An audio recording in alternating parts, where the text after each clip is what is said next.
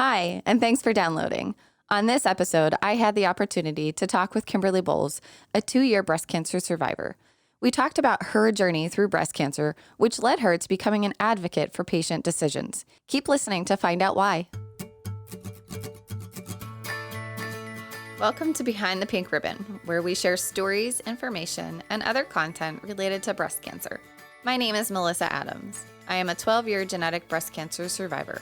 I've learned so much through my own journey with breast cancer. I have met some amazing people along the way, many that have become lifelong friends.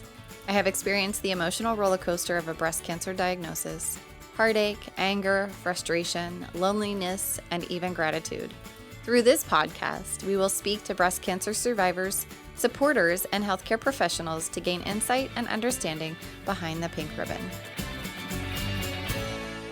I'm here with Kim, a 2-year breast cancer survivor from Pittsburgh, Pennsylvania.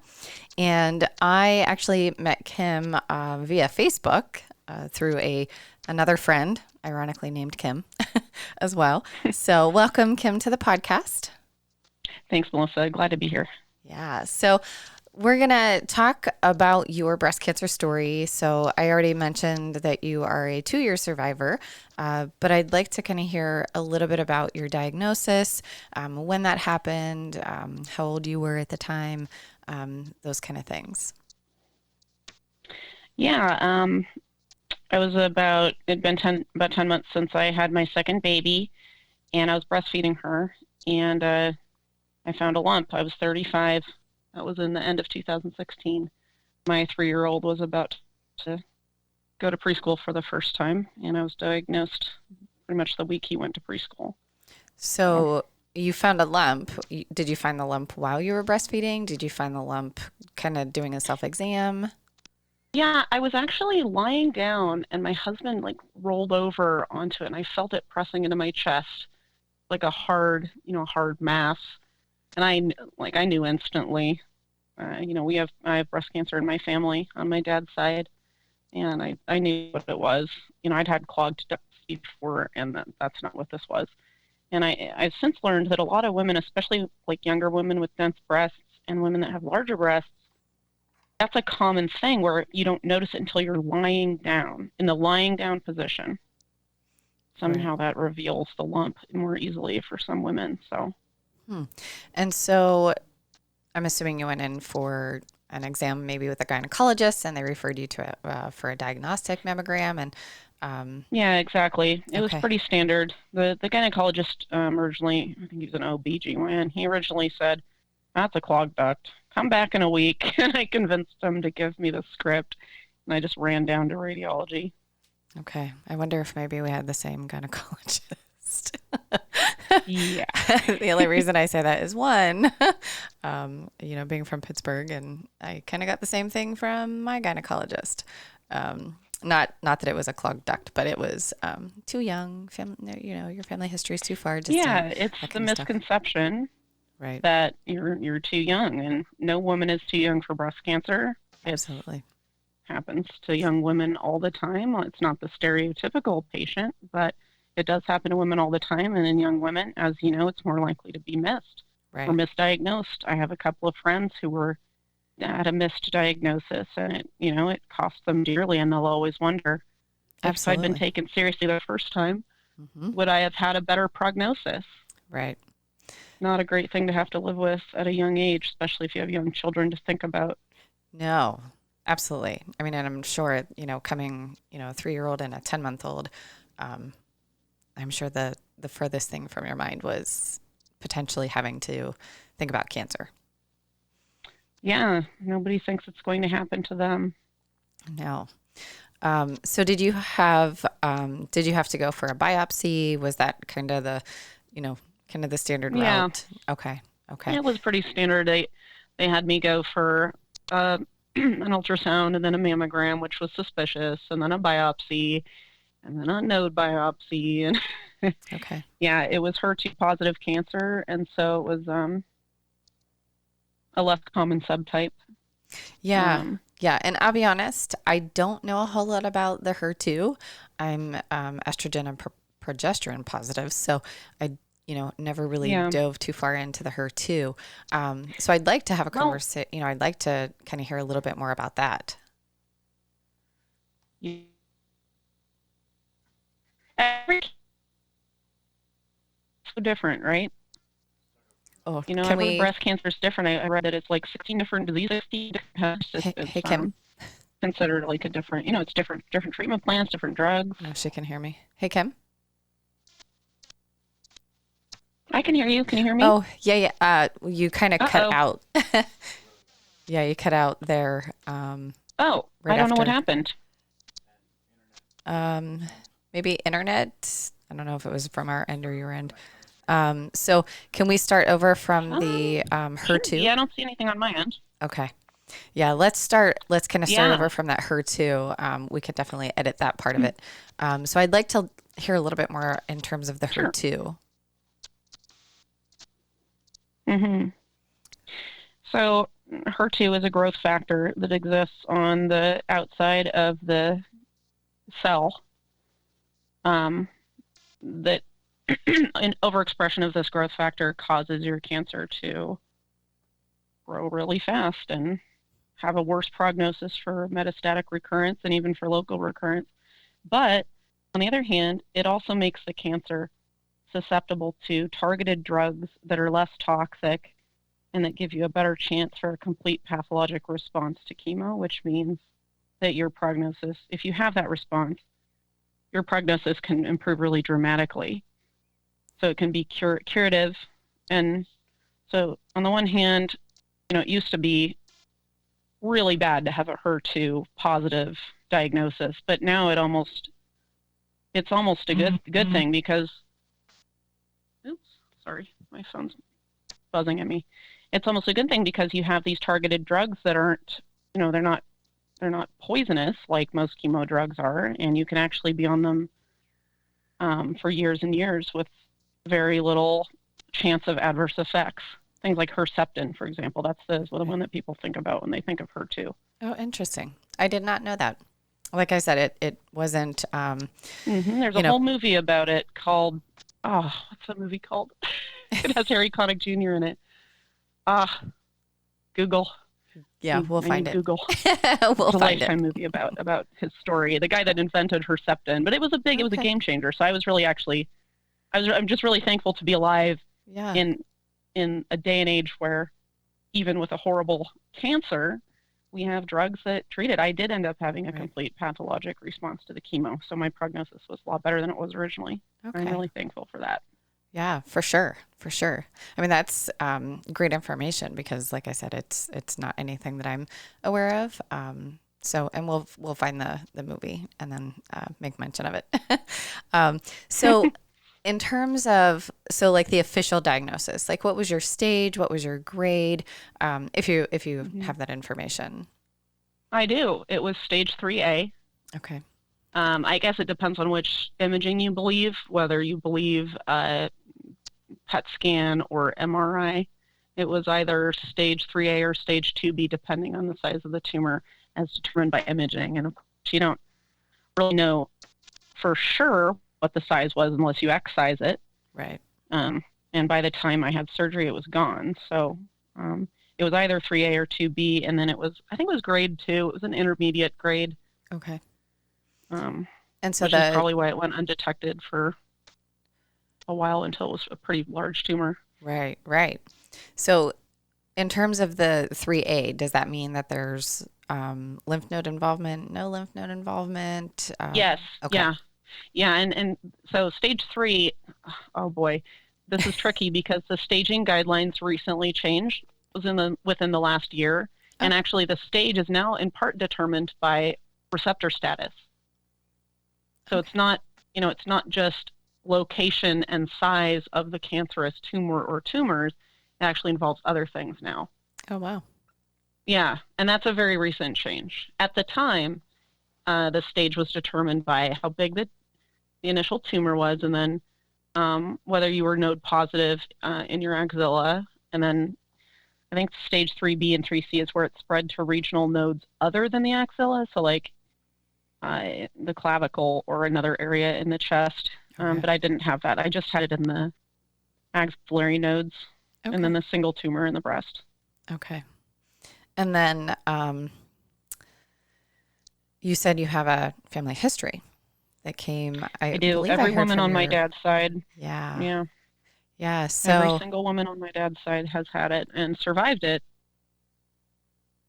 did you have the testing done for the genetic mutations or didn't I go through did. that? Okay. I did. And I think that's standard now. And actually, I was just reading about the American Society of Breast Surgeons just came out with new guidelines for this, for risk assessment for young women. So I did the testing and it was negative. But because of my family history, the most likely explanation for that result is that we do have a gene in my family, but it's a gene that has not yet been identified. Right. So it's not included in the panel that they test for. So it's an unknown. It's a known unknown. Right. Yeah. I'm trying to think of how to say it. So the American Society of Breast Surgeons, I just was reading just within the hour, they just released new risk screening guidelines. So at age 25, every woman is going to have a formal risk assessment by their general practitioner, and then they're Wow. referred to early screening if they have a higher than average risk. If they have an average risk, they're going to be supposed to start mammography screening at age 40. Okay. So like that's been in flux for a while. The recommendations have been in flux, but I thought that was interesting and something that people might want to that's look into if they're listening. Yeah, absolutely. I think that is something that's important, and I think that it's something that's missed. So, the biggest thing for me was I went into the gynecologist and shared with him, I have a significant history of cancer on the paternal side of my family. I don't have a relationship with my biological father, but I knew of the cancers that existed, and I just shared with him, like, my grandmother died from ovarian cancer. My uncle has prostate. My aunt has colon cancer. I have a cousin with breast cancer. Like, I named off all of these things, and he looked at me and he said, "You need not worry. They're too distant." And I was like, yeah, that's oh, what they told me. 3 different PCPs told me that because it was on my dad's side of the family and it wasn't a first degree relative, that it didn't increase my risk. And I later learned after diagnosis, as I'm sure you did, that was completely and utterly wrong. The algorithm they teach you in medical school, they teach, general practitioners in medical school, it's not correct. right. The field is changing too rapidly, and medical schools are not keeping up with it. Right. Well, and that's exactly what he told me was, you don't get breast cancer from your father, you get breast cancer from your mother. And I was like, it gives you a false sense of security. So for me, I was like, well, because I had a newborn, I had just been breastfeeding or pregnant for the last, 4 years straight. I was pretty tired and didn't have a lot of extra capacity for looking out for my own physical needs. I was struggling to even get normal meals. Right. At that point, with a colicky newborn who refused bottles and wouldn't sleep, and a super high energy toddler that I had to run around after to make sure he didn't run into traffic. I didn't have a lot of time to think about, oh, okay, the doctor might be wrong about this. And I had 3 different doctors telling me the same thing. Yeah, that's the crazy part. It misleads you. If they had said nothing or said, I don't know, at least you and I would have been tipped off, okay, maybe we need to do more research into this. But actively telling the person that it doesn't matter, it doesn't affect your risk, that's flat out wrong information. Well, that's it. Yeah, absolutely. And he was very, very hell-bent on, you don't have cancer. And I was like, oh, okay. And then when I was diagnosed, it's terrible because it's, I find it hard to believe that young men would be treated in that way. I feel like there's some paternalism going on where, women are hysterical and, oh, of course you think your lump is breast cancer even though you're 35. Right. Yeah, I'm sure. Yeah, it's not cool. It's not cool, and it probably leads to more women being diagnosed later, and I think the statistics support this. Right. I'm not saying it's all the doctor's fault, but I mean, they can do better. We Absolutely. can do better, and that's what the American Society of Breast Surgeons has just taken on and made new recommendations. Right. So good for them. Yeah, I think that's fantastic. I think every woman should have that done, to, kind of figure out what their risk is. So, And obviously it's not going personalizing to be it. perfect, but yeah. Yeah, there's no such thing as perfection, but we can certainly Right. improve. And the future of medicine is personalized medicine and Yes. personalized risk assessment, and I think they're doing the right thing. Right. Yeah. Well, thanks for sharing that. That's great information. Um, Mm. So you talked a little bit about your course of treatment. So I know that you mentioned that you did chemotherapy. Did you undergo surgery to remove did you have a lumpectomy? Did you do a mastectomy? What did that look like for you? Yeah, so I want to preface this by saying that every treatment pattern is so different, and the reconstruction decision is so personal. Yes. I don't ever want anyone to think that because, I made choice A, that choice B is not right for them, or that it's inferior or anything like that. Sure. Excuse me, I'm on month 3 of a cold here. Oh. I just want that to be clear, because I feel like there's always this weird competition mindset that happens when we talk about reconstruction sometimes. Well, I chose to go flat. Well, I don't want my boobs to define me. I mean, yes, that's how I feel. But not everyone feels that way, and absolutely. that's okay.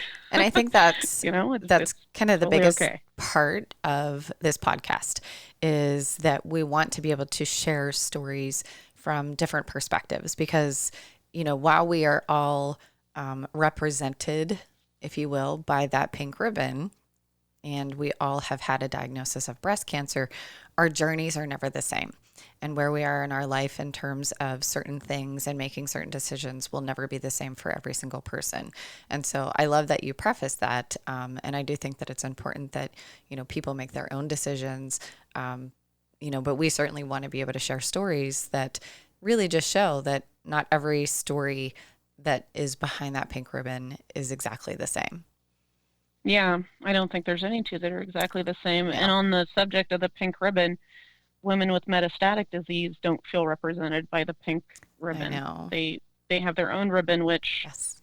I prefer, because it includes the 30% of early stagers that go on to develop metastatic disease, right, which is the only breast cancer that kills. So I always like to make sure I mention, if you're an early stager, you're not lucky to have had cancer, but you're lucky that it was treatable.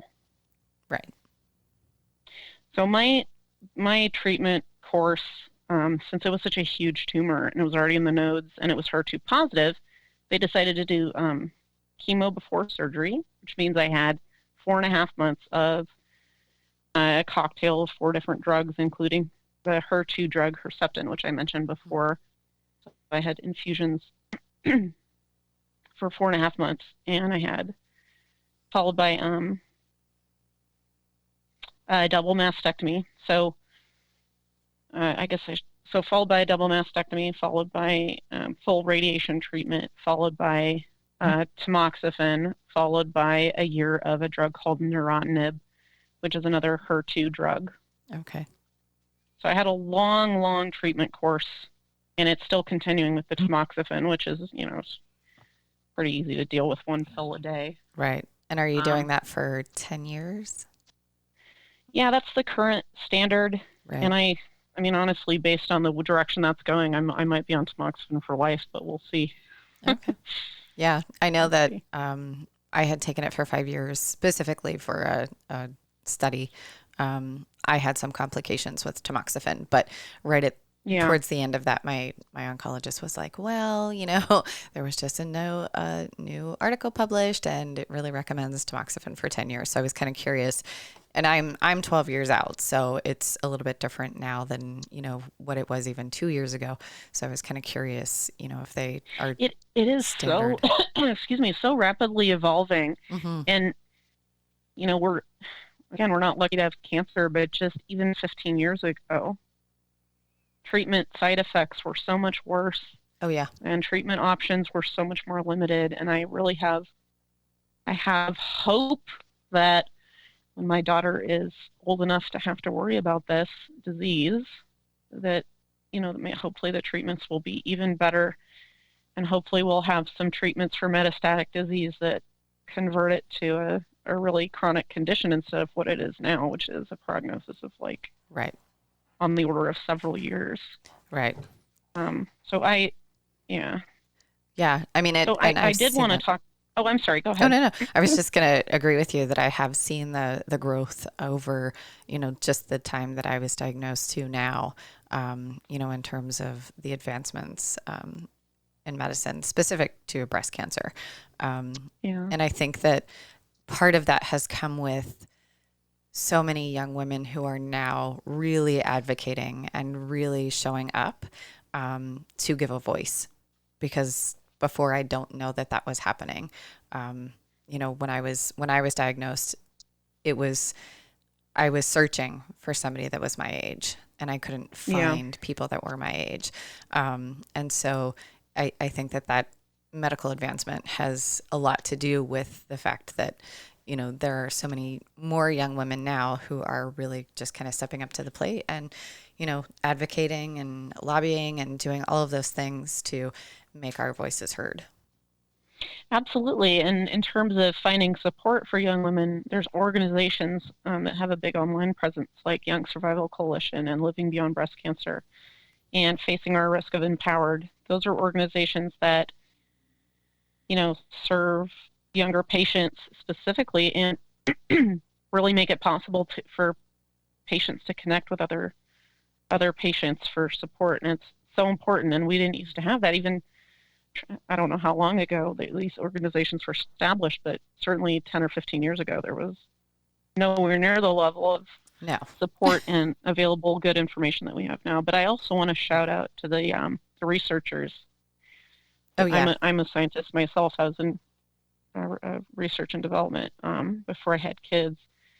This is like, these new drugs are people's life work and blood, sweat, and tears.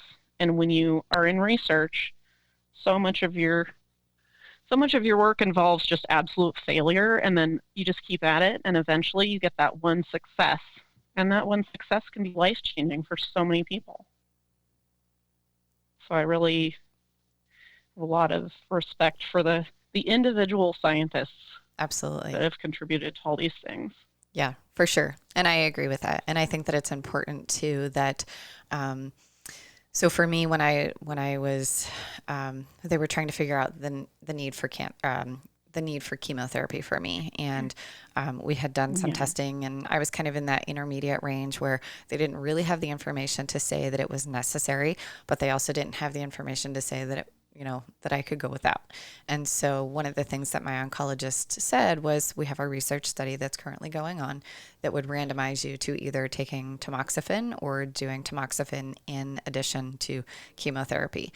And for me, that was really important to do because I hoped that in the future, my decision to participate in that study would help somebody else in their course of treatment, that maybe they would have better information to say, yes, that chemotherapy is important for that intermediate range, or no, these women are, men and women are living long lives, even with just a tamoxifen. So I think that, kind of adding on to shouting out to the researchers, also mentioning that, if there's an option to participate in a research study, I would, certainly encourage people to look at the information and decide if that's, something that's right for them.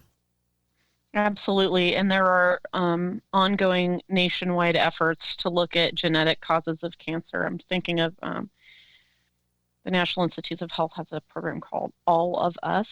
And I know everybody's afraid of big data, but really to solve a problem like this, you do need big data. Mm-hmm. And if you feel like it's right for you to participate in research, there's so many different options, Right. There's so many different studies that are always going on, and you can ask your oncologist and find what you're eligible for. Right. And even sometimes my husband and I have even donated to research.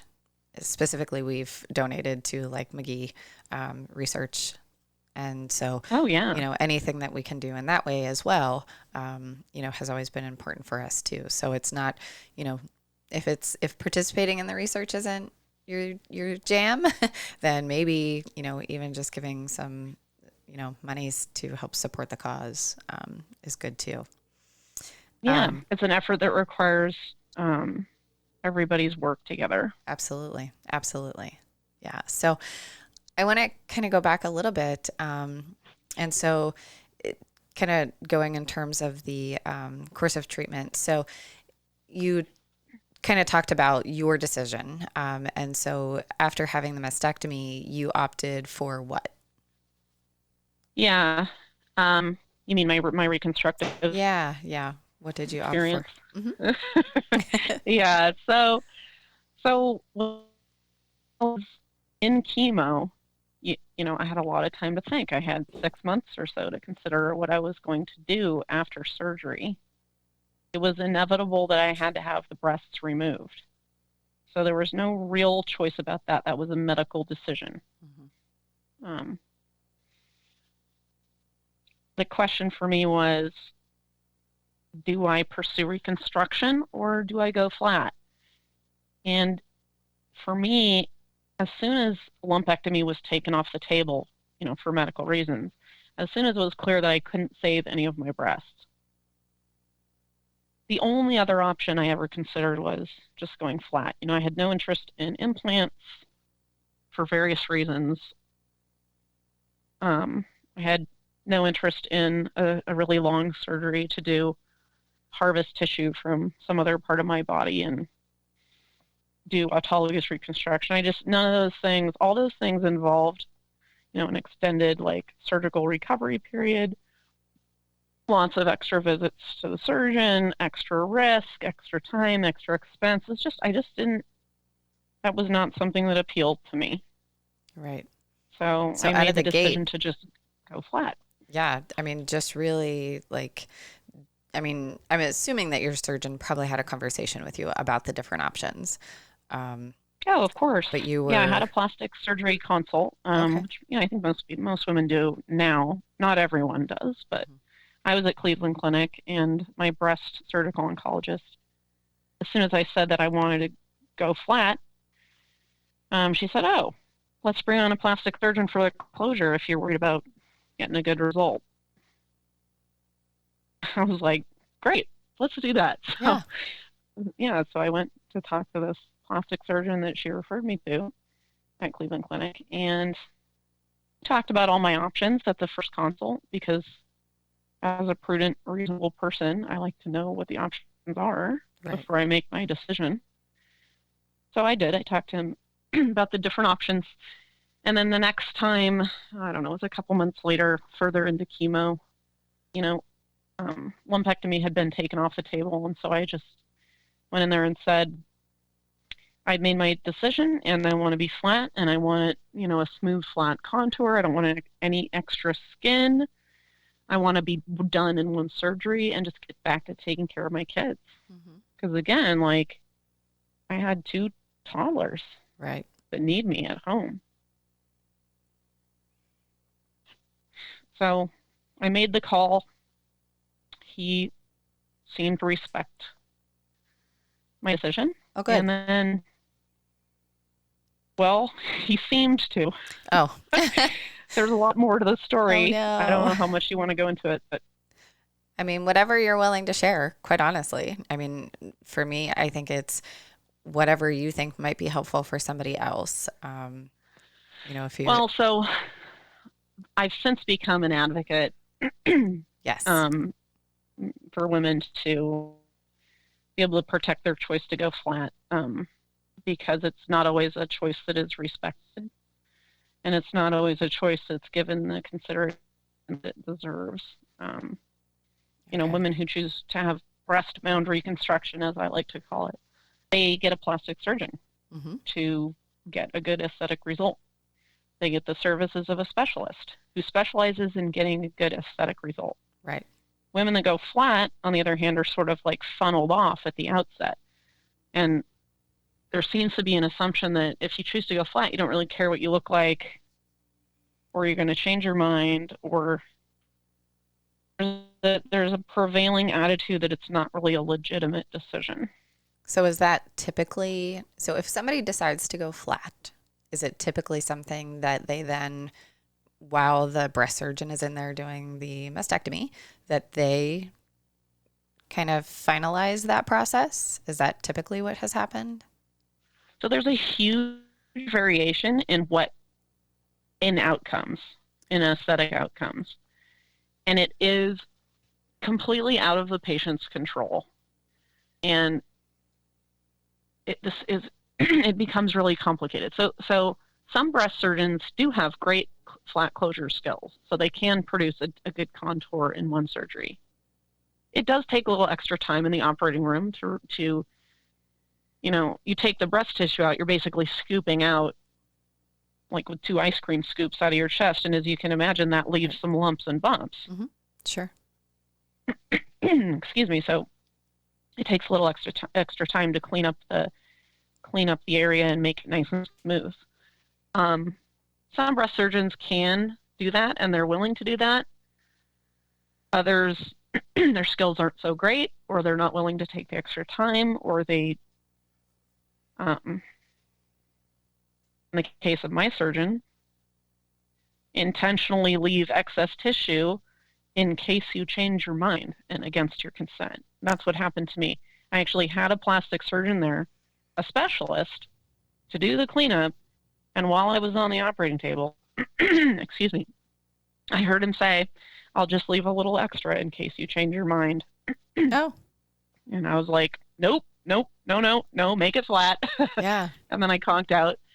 And when I woke up, it was really like my chest looks like it's just waiting for implants to be shoved in there. Like there's 2 pockets of excess skin just sitting there because he thought I'd changed my mind and want implants. Oh my gosh. It sounds like so unbelievable, doesn't it?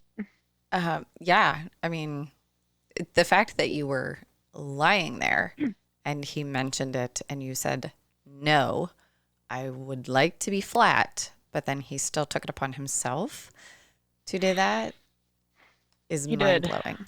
It's still hard for me to talk about. Like, I still get like the heart or blood pressure rise and like the weird like fight or flight response, because at the time when that happened, I had no idea what he was planning to do.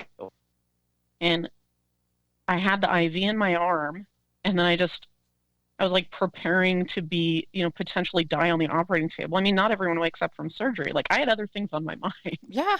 Thinking about my kids, I was thinking about my husband, I was thinking about my family. Yeah, 3-year-old. And then I heard him say, "I'll just leave a little extra," like he was just musing about it to himself, because it was a co-surgery, and that means he was just basically waiting around for the oncologist to finish her job before he took over. Oh my gosh. Yeah, it's horrible. And I'm not the only person that this has happened to. From this specific person or other plastic surgeons? Surgeons all over the U.S. and Canada and even beyond do this. It's probably a small minority of surgeons that would even consider doing that. And most of the time when you have a poor aesthetic outcome, it's not because the surgeon intentionally did it. It's more just a matter of they didn't have really great skills, contouring skills, or, they just didn't have the same idea of what the patient expected. Right. Sometimes it's a matter of like mismatch of expectation. But in a small number of cases, it's intentional. And excuse me. I've done a little bit of research on this. I'm going to hopefully be presenting it at the San Antonio Breast Cancer Symposium in December. Nice. Yeah. And my research shows that it's about the risk of being intentionally denied a flat result is about 5%. 5% of women that choose to go flat are intentionally denied a flat result. That's and then too many. For the women that get just an egregiously bad result, but it's not intentional, that's closer to, I believe, 7 or 8%, I want to say. So at least 1 in 10 Right. women who choose to go flat just wake up to something that they never in a 1,000 years would have expected to happen. Right. Absolutely. And there is, Yeah. I cannot even imagine waking up after that experience. It's not fun. No. It's a real violation of your Absolutely. bodily integrity. It's a violation of consent. Right. I mean, it's just unacceptable. And it was unacceptable in the 50s, but it's 2019, people. Right. It's not okay to disregard a patient's consent, and I don't think anyone can argue otherwise. No. There's Not at no all. argument to disregard a patient's wishes. So, Right. unfortunately, in these small number of cases, the surgeons aren't really held accountable, and that's why it keeps happening. So I sort of went public with my story and ended up on the Today Show and ended up protesting on the street in front of Cleveland Clinic, which you can imagine is really fun for an introvert. And yeah, I made a big stink. Nothing really happened. The surgeon was not held accountable. So I just decided to just go public with my story and see how far I could get with that, trying to shed light on the issue. Yeah. Well, and that kind of led you to where you are today. Yeah, right? Led me to where I am today, which is I'm the secretary of a soon-to-be nonprofit, Flat Closure Now, and you can find all of our information about going flat at flatclosurenow.org. We have like the biggest photo gallery on the web of women who chose to go flat. We have information about how to prepare yourself, how to protect your decision, how to deal with it if you're denied the result that you chose, how to find a surgeon. I have a list of patient-recommended surgeons that have good flat closure skills, and we're growing the list every day. So we have a lot of resources for women that choose to go flat. And do you have that resource available for like each state? Is that something good that question. You're moving towards? We're just starting out. Right now, we have about 120 surgeons across the U.S. and Canada, and we have a couple internationally also, but mostly in the U.S. and Canada. Plastic and surgical oncologists also. Some states have more than others. California, we have quite a few. And then in the central Midwest, where the population density is pretty low, we have a lot less, unfortunately. But we're working on growing it, and we're working on formalizing the list into a directory that can be used more easily. But right now, you email me, and I look through the list and see who's on there that would be close to you. But, awesome. And can you provide your email just in case somebody does have somebody's looking for a plastic surgeon or just somebody that can offer that? Of course. Yeah. You can find everything at flatclosurenow.org. Everything's linked to there, but the direct email address for the list is notputtingonashirt@gmail. Not putting on a shirt at Gmail. Yeah, that was my original name for my original organization that I was working on when I started protesting. Yeah. So. Yeah, no worries. I mean, I think that that's a great resource to have because, I think, and I'm not, super aware in terms of the statistics. I mean, I think that going flat is becoming more, I think more women are opting for that option nowadays. Well, it's certainly becoming more visible, and that's in large part due to the work of flat advocates. Right. And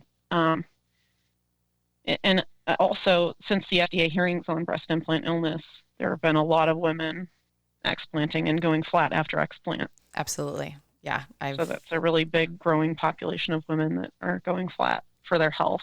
Right. Yeah. And just having somewhere to turn to. I think that's a great, thing that you're doing. I mean, I'm super sorry, and I would never ever wish that anybody's, right to choose for anything would be denied. But you've obviously taken that experience and are doing something positive so that maybe other people don't have that same experience. And I think that is great. Yeah, this is why we become advocates, right? I mean, you're an Absolutely. advocate and doing this podcast. You saw a need and you stepped in to fill the need. Right. Yeah. Well, and that's it. I mean, I think that we all bring different things to the table. And, certainly I know that, each of us can learn from, each other. So I certainly appreciate you sharing that. I know there was a little bit of hesitation and still some struggles in talking about that experience. So I'm certainly appreciative that you were willing to share that. So it is a struggle. I still haven't gotten it fixed, so to speak. Mm-hmm. Most women that go flat just want to be done in one surgery, and that option was right. literally taken away from me, and I still haven't been able to pull the trigger, so to speak, on getting a revision surgery to fix it. So every day I look in the mirror, it's right there staring back at me. Right. It's not easy, but it does motivate me to try to prevent it from happening to other women. Right. Yeah. Well, because if we can avoid that extra trauma, yes, we have a duty to try to avoid it. Absolutely. And I think that that's just fantastic that you're, doing all the things that you're doing to support that. So thank you. Before we actually end, I want to go back to you will be in San Antonio in December, correct? Yep, that's my plan. Okay. Got my hotel booked and everything. Okay. Perfect. Yeah, I'm presenting a poster. So okay. At these big scientific conferences, in San Antonio is the biggest one for breast cancer surgery. Right. These big conferences, they have, like a big room with a bunch of posters for new research. Yeah. So I'll be there with my poster. Yay. with my research, and hopefully convince some epidemiologists to do some larger scale studies to sort of develop a standard of care that protects women's choice to go flat better than the current situation. Yeah, I'll be there. Yeah. Well, San Antonio in December is a lot nicer than Pittsburgh in December, hopefully. True story. Yeah. All right. Well, I just want to say thank you again for coming on and being a part of this podcast. I have learned a lot of great information just from our conversation. So, thank you so much. And I hope that you'll kind of keep me posted on your research and, keep me posted on your, what happens next in terms of that reconstruction and all of those things. So, but thank you so much. Will do. Thank you for your work also, Melissa. And thanks for letting me be here and speak with you today. For sure. Thank you for listening to this episode of Behind the Pink Ribbon. Don't forget to rate, review, and subscribe. If you or anyone you know would be interested in sharing your story, please send an email to podcast@behindthepink.ribbon.com.